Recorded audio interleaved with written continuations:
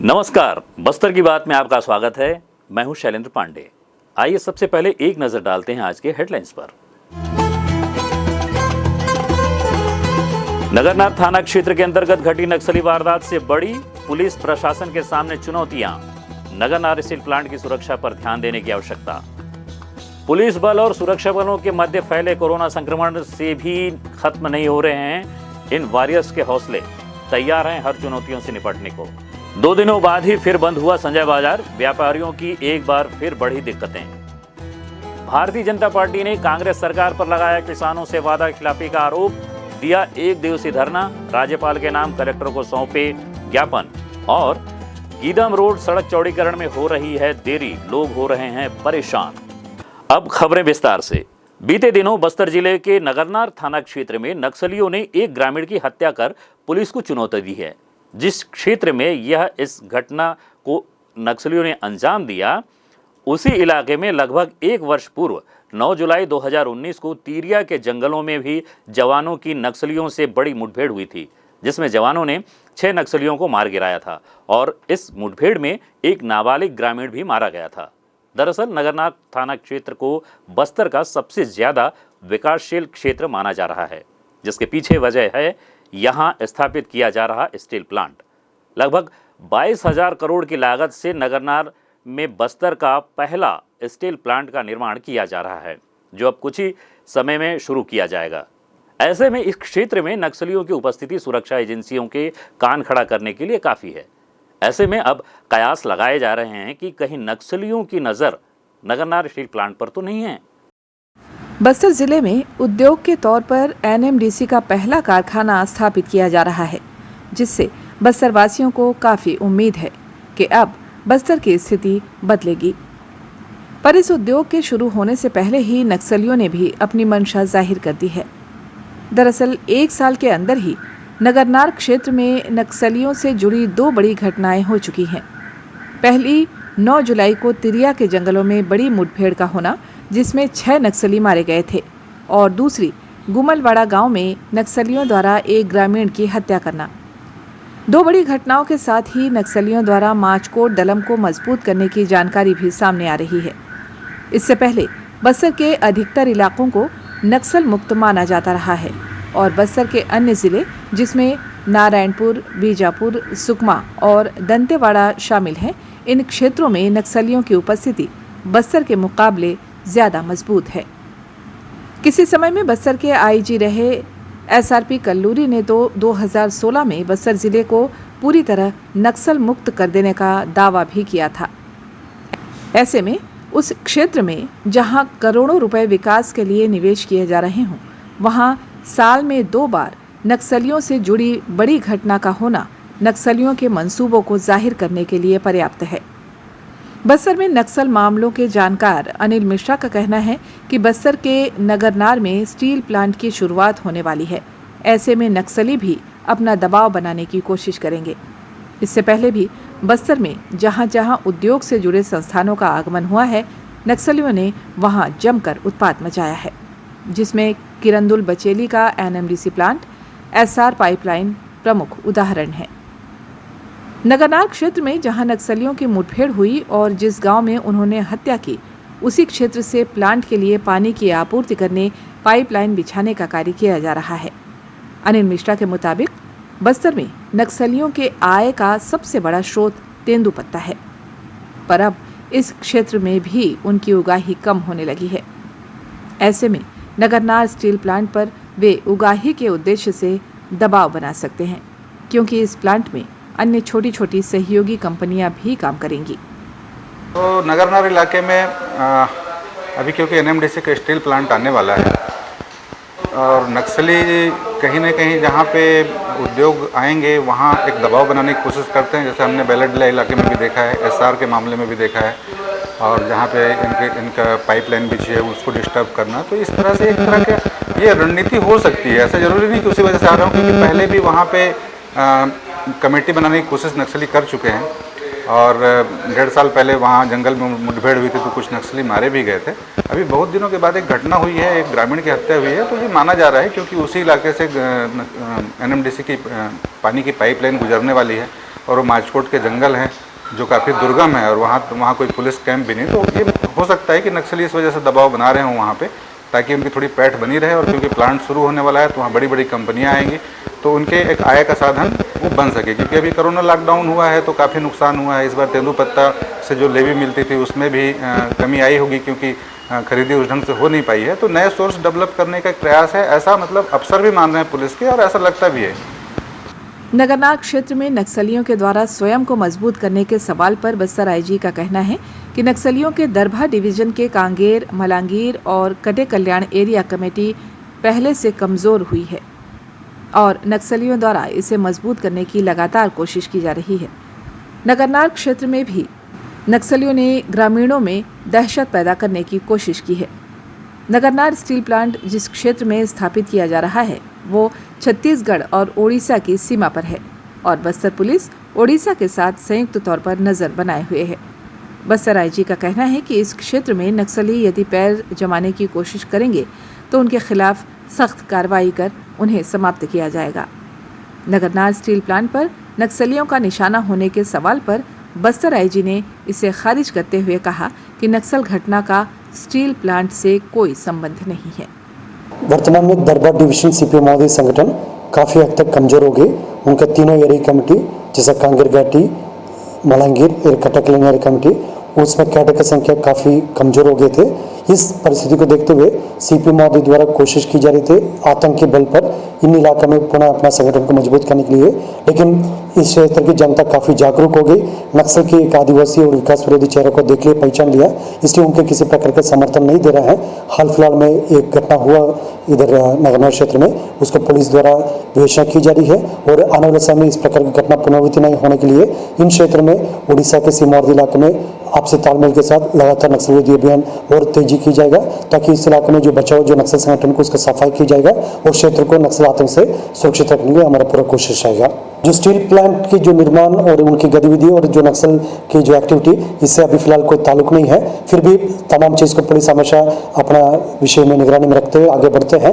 ये तमाम चीज़ों को जांच पड़ताल करके आगे कर रहे हैं, लेकिन जो जानकारी ये है जो इन इलाकों में जो नक्सल संगठन जो काफ़ी हद तक कमजोर हो गए थे, पुनः उसका अपना संगठन को मजबूत करने के लिए नक्सली द्वारा इस प्रकार का आतंक एक दो घटना करके जनता का भयभीत करने की कोशिश की जा रही है। लेकिन इस प्रकार की गतिविधि के ऊपर हम बहुत सख्त से सख्त कार्रवाई करेगा और बहुत जल्दी आने वाला समय में इस इलाके में नक्सल गतिविधि को अंकुश लगाने के लिए हमारा एक मजबूत कार्य योजना है, उसी के तहत हम कार्रवाई करेगा।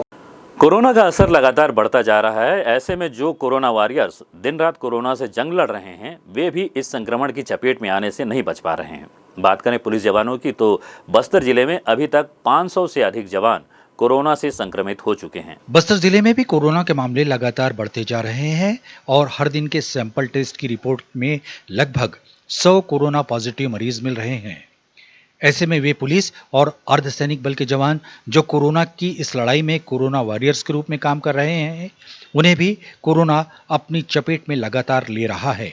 बस्तर एसपी दीपक झा ने बताया, निश्चय ही बस्तर में कोरोना में ड्यूटी करने के दौरान काफ़ी हमारे जो अधिकारी कर्मचारी काफ़ी संक्रमित हुए हैं और अभी तक का जो आंकड़ा है उसमें 66 जिला बल के लोग संक्रमित हुए हैं और कुल अगर आंकड़ा देखा जाए तो 500 से ऊपर लोग संक्रमित हो गए हैं। अगर हम पैरामिलिट्री फोर्सेस सीएपीएफ और सीएफ की बात भी करें तो हमारे मुख्यालय में और आसपास के 4 डीएसपी स्तर के अधिकारी, तीनों थाना प्रभारी कई बार हमें संक्रमित हो चुके हैं। कई बार हमें थानों को भी सील करना पड़ा है। निश्चय ही बहुत बड़ी चुनौती है, लेकिन इसके बीच भी हमें सभी लोग सुरक्षा का सावधानी लेते हुए ड्यूटी कर रहे हैं। भविष्य में भी उनको किस प्रकार से ड्यूटी किया जाए और सावधानी बरतते हुए उसके बारे में लगातार हम लोग निर्देश दे रहे हैं। पुलिस मुख्यालय से भी निर्देश लेकर हम लोग उस दिशा में काम कर रहे हैं। हाँ, काम निश्चय ही बढ़ गया है। शुरुआत में जब कोरोना का संक्रमण हुआ तो कुछ समय के लिए जो अपराधों में थी वो कमी हुई थी, लेकिन उसके बाद पुनः जो रेगुलर जो नियमित रूप से अपराध होते हैं वो होने लगे हैं। तो वो ड्यूटी तो है ही, साथ में कोरोना लगातार जब से मार्च महीने से लगातार चल रहा है तब से लगातार जो अलग अलग स्टैटिक पॉइंट्स हैं, अलग अलग पेट्रोलिंग है, उनके माध्यम से ड्यूटी ये करनी पड़ रही है जो कि अनिवार्य है। तो इसको देखते हुए निश्चय ही ज़्यादा ड्यूटी करना पड़ रहा है और यही कारण है कि वो संक्रमित भी हो रहे हैं। लेकिन फिर भी हम लोग जो रेगुलर ड्यूटी है साथ में कोरोना ड्यूटी दोनों करना है, उसको लेकर हम लोग लगातार उनको मोटिवेट करते हैं, उनको इनकरेज कर रहे हैं। कोरोना काल में पुलिस जवानों का काम दोगुना हो गया है और लगातार काम तो बढ़ ही रहा है, पर इस बीच जवान कोरोना संक्रमित भी हो रहे हैं। इसके कारण जिले के कई थानों में भी कई बार सिलकर कंटेनमेंट जोन बनाना पड़ रहा है। साथ ही अभी तक लगभग 66 जिला बल के जवान कोरोना पॉजिटिव आ चुके हैं और जिले में तैनात जिला बल, एसटीएफ और अर्धसैनिक बलों की बात करें तो कुल 500 से अधिक जवानों की कोरोना रिपोर्ट पॉजिटिव आ चुकी है, जिससे पुलिस विभाग को काम करने में थोड़ी परेशानी जरूर हो रही है। पर पुलिस हर संभव प्रयास कर जिले में कानून व्यवस्था को बनाए रखी है और धारा 144 और लॉकडाउन का पालन कराने के साथ ही नियमों को लेकर जागरूक कराने का काम पुलिस लगातार कर रही है, ताकि कोरोना से चल रही इस जंग को जीता जा सके। बस्तर की बात, जगदलपुर। लंबे समय से बस्तर में नक्सलियों द्वारा आतंक के बल पर ग्रामीणों पर अपना अधिकार जताते हुए लगभग समानांतर राज किया जा रहा था, पर वर्तमान में पुलिस बल द्वारा किया जा रहे उन्मूलन कार्य से नक्सली हताश हो उठे हैं। पेश है एक रिपोर्ट। बीते 4 दशकों से बस्तर में नक्सली अपना आतंक फैलाते आ रहे हैं और बस्तर में जिन ग्रामीणों की मदद से नक्सलियों ने नक्सलवाद की जड़ मजबूत की है, समय समय पर उन्हीं ग्रामीणों को निशाना भी बनाया है। अगर आंकड़ों की बात करें तो बीते 20 सालों में नक्सली 1700 से अधिक निर्दोष ग्रामीणों की हत्या या तो मुखबिरी के शक में या अन्य कारणों से कर चुके हैं। बस्तर आईजी सुंदरराज पी ने इस संबंध में बताया, माओवादियों के एक मुख्य मोडस ऑपरेंडी रहते आतंक के माध्यम से जनता के ऊपर अपना राज करने का है। इस सिद्धांत के तहत विगत 20 वर्ष में बस्तर संभाग के 7 जिला में अलग अलग घटना में पुलिस मुखबिर के शक पर या कोई किसी प्रकार का आरोप लगाकर 1700 से अधिक निर्दोष ग्रामीणों को हत्या की गई थे। और ये सब तमाम परिस्थिति को देखते हुए स्थानीय जनता ने जो नक्सल संगठन के ऊपर काफ़ी गुस्सा में है और धीरे धीरे उनसे दूर हटकर शासन और प्रशासन का जो कार्य योजना है उसी से जुड़ते जा रहा है। और हमको पूरा उम्मीद है आने वाले समय में जो नक्सलेट का एक असली चेहरा है, जो विकास विरोधी एवं आदिवासी विरोधी चेहरा है, इसको देखकर समझकर ग्रामीण द्वारा नक्सल संगठन से दूर, उनसे मोह भंग होकर दूर होकर शासन प्रशासन का समर्थन करेगा और उसी के माध्यम से नक्सल के विरुद्ध में हम इस लड़ाई में काफ़ी सफलता भी हमको प्राप्त होगा। नक्सलियों का मूल उद्देश्य दहशत फैलाना और पैसों की उगाही करना है और इस उद्देश्य को पूरा करने नक्सली किसी भी हद तक जा सकते हैं। नक्सली अपने मंसूबों को पूरा करने शुरुआती समय में ग्रामीणों के हितैषी बनकर बस्तर पहुंचे और ग्रामीणों के हक की लड़ाई लड़ने की बात कहते हुए स्थानीय ग्रामीणों को अपने साथ कर लिया और फिर धीरे धीरे ग्रामीणों का इस्तेमाल अपने फायदे के लिए करने लगे। और जिन ग्रामीणों ने अपने हक की बात करते हुए नक्सलियों का विरोध किया, ऐसे ग्रामीणों की नक्सलियों ने हत्या करने में भी गुरेज नहीं किया। और बीते 20 सालों की बात करें तो ऐसे मामलों में नक्सलियों ने लगभग 1700 से अधिक ग्रामीणों को मौत के घाट उतार दिया है। आईजी सुंदरराज पी ने बताया कि बस्तर के ग्रामीणों को अब नक्सलियों का सही चेहरा पहचान चुके हैं और इसके लिए ग्रामीण अब नक्सलियों का विरोध कर रहे हैं और साथ ही नक्सल संगठन से जुड़े स्थानीय नक्सली भी अब लगातार आत्मसमर्पण कर मुख्य धारा में जुड़कर पुलिस और प्रशासन के साथ बस्तर के विकास में सहभागी बन रहे हैं। बस्तर की बात, जगदलपुर। वक्त हो चला है छोटे से ब्रेक का। ब्रेक के बाद मिलते हैं और खबरों के साथ।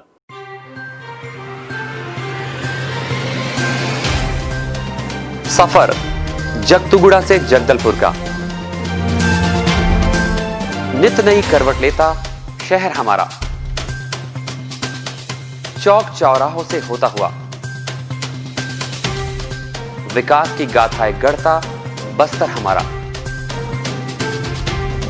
कई रंगों से सराबोर कितनी ही कहानियों को समेटे, कहीं विकास के सोपान तो कहीं सरकारी दावे और उनका सच।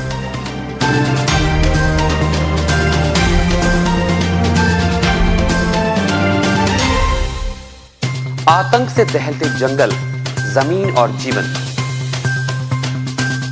साहस और धैर्य से करवट लेती जिंदगी, राजनीति की चौसर के जाने अनजाने दांव, व्यवस्था की खूबी, कमी और खामी, खूबसूरत नजारे। अब होगी हर बात हमारे साथ, बस्तर की बात,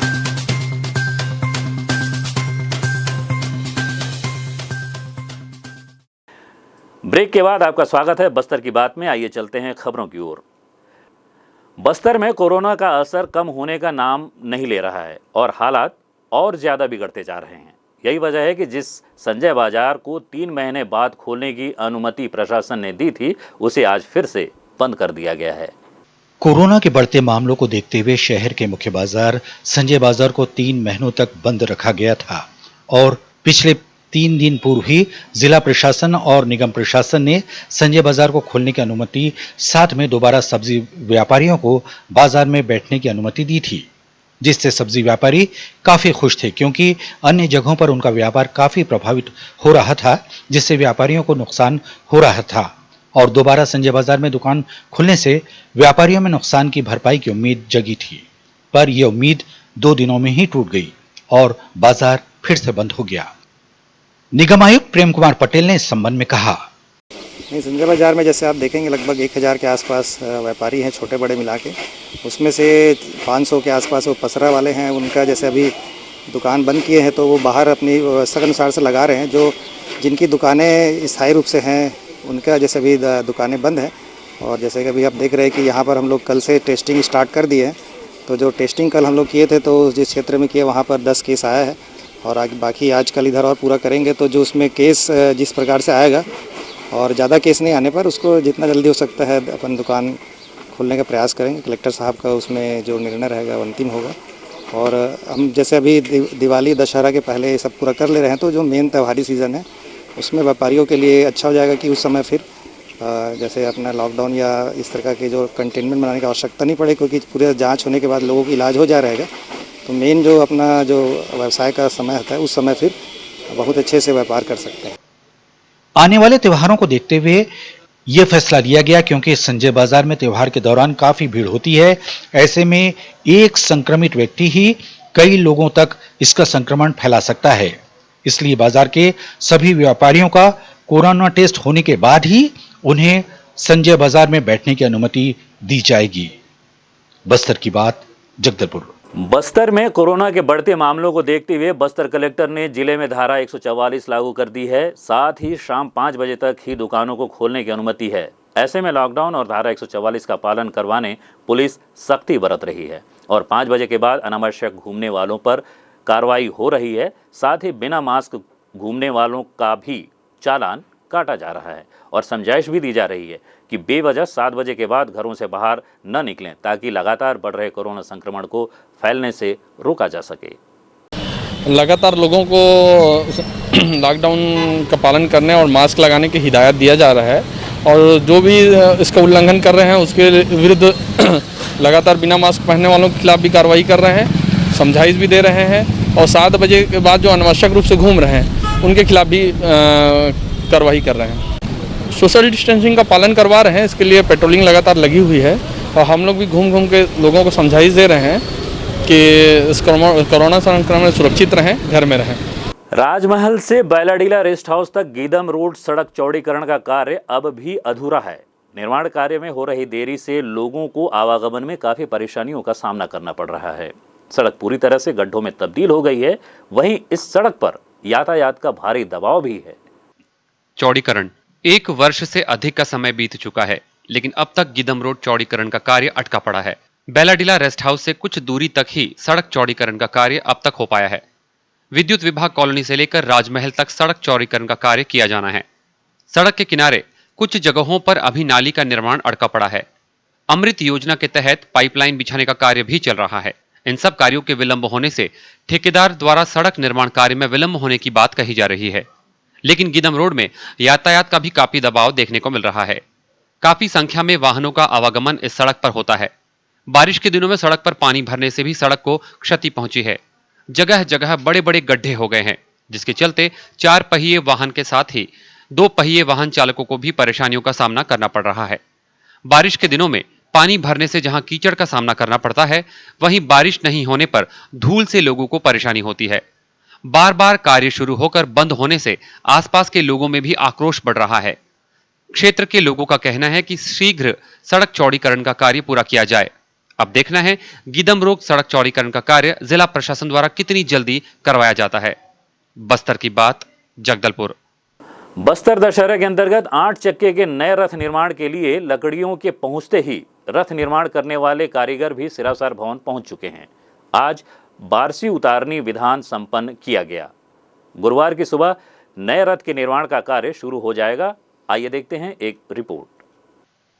बस्तर के विश्व प्रसिद्ध दशहरा महोत्सव के लिए 8 चक्कों के विशालकाय रथ निर्माण के लिए लकड़ी के पहुंचते ही संभाग मुख्यालय के पास स्थित ग्राम बीड़ा उमरगांव और झार उमरगांव के पारंपरिक रथ निर्माण करने वाले कारीगर बुधवार की सुबह सिरहासार पहुंच गए। दोपहर को रथ निर्माण के पूर्व महत्वपूर्ण विधान बारसी उतारनी पूरे विधि विधान के साथ संपन्न की गई। रथ निर्माण करने वाले कारीगरों के वरिष्ठ दलपति और खगपति के द्वारा रथ की लकड़ी के विधि विधान पूर्वक पूजा अर्चना की गई। बस्तर की परंपरा के अनुसार लाई, अंडा, मोगरी मछली और बकरे की बलि दी गई। इस दौरान रथ निर्माण करने वाले कारीगरों के वरिष्ठ दलपति ने बताया, मतलब हम लोग को जो कोरोना का मामला हम लोग सुन रहे हैं, हम लोग जान रहे हैं, लेकिन अपना तगाजा में आए हैं, हम लोग कोरोना चक्कर में आए हैं, लेकिन हम लोग मेहनत करेंगे। जो पसीना पट्टी कोरोना अपने पास नहीं है, माँ का सेवा में आए हैं, कोरोना ही होना खाएं, पक्का बात है। हमको ना इलाज ना कुछ नहीं, यही नहीं। अच्छा, मतलब आप लोग मास्क लगाओगे? हाँ, मास्क लगा के करेंगे और दूर दूर रह के दूर हाँ, ठीक है ना, दूर तो रहना पड़ेगा, काटना है, कीलना है, दूर तो रहना पड़ेगा। रथ निर्माण के लिए झार उमरगांव और बेड़ा उमरगांव के ग्रामीण पहुंचते हैं और रथ निर्माण होने तक सिरहासार भवन में ही रुकते हैं। इस दौरान उन्हें भोजन की व्यवस्था किए जाने के साथ ही उन्हें कुछ मानदेय भी दिया जाता है। 8 चक्के के नए रथ निर्माण का कार्य गुरुवार की सुबह से प्रारंभ होगा और 26 अक्टूबर की दोपहर तक रथ निर्माण का कार्य पूर्ण कर लिया जाएगा। ये 8 चक्के के विशालकाय रथ की परिक्रमा दशहरे के दिन ही होगी। बस्तर की बात, जगदलपुर। भारतीय जनता पार्टी द्वारा प्रदेश की कांग्रेस सरकार के किसान विरोधी नीतियों के विरुद्ध बुधवार को सिरहासार चौक पर एक दिवसीय धरना दिया गया। धरना को संबोधित करते हुए भारतीय जनता पार्टी के पदाधिकारियों ने कांग्रेस सरकार को किसान विरोधी बताते हुए जमकर कोसा। इसके पश्चात राज्यपाल के नाम ज्ञापन कलेक्टर को सौंपा। भारतीय जनता पार्टी द्वारा स्थानीय सिरहासार चौक पर आयोजित एक दिवसीय धरना को संबोधित करते हुए नेताओं ने कहा कि प्रदेश की कांग्रेस सरकार किसानों के साथ छल किया है। भारतीय जनता पार्टी के नेताओं ने कहा कि घोषणा पत्र में किसानों से जो लुभावने वादे कांग्रेस ने किए थे उसे पूरा करे। इस संबंध में भारतीय जनता पार्टी के प्रदेश महामंत्री किरण देव ने कहा, कांग्रेस की सरकार है, उनकी जो किसानों को लेकर और धान खरीदी से लेकर बोनस से लेकर सभी विभिन्न विषयों को लेकर आज एक दिवसीय धरना दिया जा रहा है। वास्तव में गत विधानसभा चुनाव में कांग्रेस ने अपने घोषणा पत्र में एक तरीके से लोक लुभावन वादे किसानों को ध्यान में रख के किया था और उसका उनको फायदा मिला, उनको वोट मिले किसानों के। 2500 रुपए में धान खरीदी की बात हो, चाहे एक एक दाना धान खरीदने का विषय हो, और उसी तरीके से निश्चित समय पे क्षतिपूर्ति की राशि उनको देने का मामला हो, ऐसे कई झूठे वादे उन्होंने किए। छत्तीसगढ़ की जनता और किसान उनके इस वादे पर उन्होंने भरोसा किया और आप देख रहे हैं कि छत्तीसगढ़ में उनको बड़ी मेजॉरिटी प्राप्त हुई। लेकिन जैसे ही सरकार में आए उन्होंने किसानों के साथ छल करना शुरू कर दिया। आप देखिए, 2500 रुपए में धान खरीदने का वादा करने वाली ये सरकार आज तक 4-5 किश्तों में पैसा देने की बात, जो केंद्र की जो राशि है उसी राशि पर वे धान किसानों का खरीद रहे हैं। और एक एक दाना धान खरीदने वाली बात कहने वाली जब सरकार बन गई है कांग्रेस की सरकार, उसके बाद ये 15 क्विंटल एकड़ में धान खरीद रहे हैं एकड़ के पीछे। हमारी भारतीय जनता पार्टी की मांग है, अभी हम धन्यवाद देते हैं माननीय प्रधानमंत्री नरेंद्र मोदी जी को, किसानों के हित में एक बहुत ही महत्वपूर्ण बिल पास हुआ है। उस पर भी कांग्रेस धरने प्रदर्शन करके और षड्यंत्र कर रहे हैं, झूठ कर रहे हैं, झूठ बोल रहे हैं, जबकि ये बहुप्रतीक्षित था। जब कांग्रेस चुनाव में, लोकसभा 3 चुनावों में कांग्रेस के घोषणा पत्र में और स्वामीनाथन की रिपोर्ट के आधार पर उसको क्रियान्वयन करने की बात करते आ रही थी। हमारे प्रधानमंत्री नरेंद्र मोदी जी ने उसको किया। किसानों को खुला मार्केट, खुला बाजार मिले, धान की उचित कीमत मिले, किसान जहां चाहे वहां अपना धान को बेच सके। इसका यह अर्थ बिल्कुल नहीं है कि मंडी बंद हो रहे हैं, ये भ्रम फैला रहे हैं कांग्रेसी।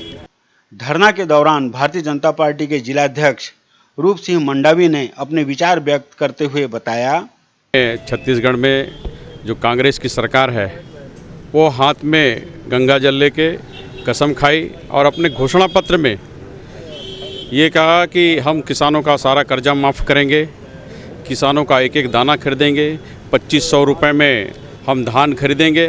ऐसा करके उन्होंने अपने घोषणा पत्र में घोषणा की। उसके पश्चात वो सरकार में आए और किसानों को साथ में वादा खिलाफी किया। उन्होंने किसानों का धान पूरा नहीं खरीदा, 2500 रुपये पूरे नहीं दे, जिनके टोकन कट गए थे वो धान भी नहीं खरीदे। इन सारे विषयों को लेके आज पूरे छत्तीसगढ़ में भारतीय जनता पार्टी एक दिवसीय धरना दे रही है। राज्यपाल को हम ज्ञापन सौंपने वाले हैं इसके माध्यम से। धरने के दौरान ही भारतीय जनता पार्टी किसान मोर्चा के नेता श्रीनिवास मिश्रा ने कहा, वर्तमान में जो 3 विधेयक किसानों के लिए पारित किए गए हैं वे सभी किसानों को लाभ पहुंचाने वाले हैं। उन्होंने कहा, यशस्वी प्रधानमंत्री नरेंद्र मोदी जी ने किसानों के हित में 3 विधेयक लाया और जिसे लोकसभा और राज्यसभा में दोनों पास किया गया और राष्ट्रपति ने भी, महामहिम राष्ट्रपति जी ने भी गजट नोटिफिकेशन कर दिया है, वो कानून का रूप ले लिया है। उसके बावजूद भी कांग्रेस सहित अन्य विपक्षी दल पूरे देश में किसानों के खिलाफ माहौल खराब करने का प्रयास कर रहे हैं। पहली बार कोई सरकार किसानों के हित में सोचा है।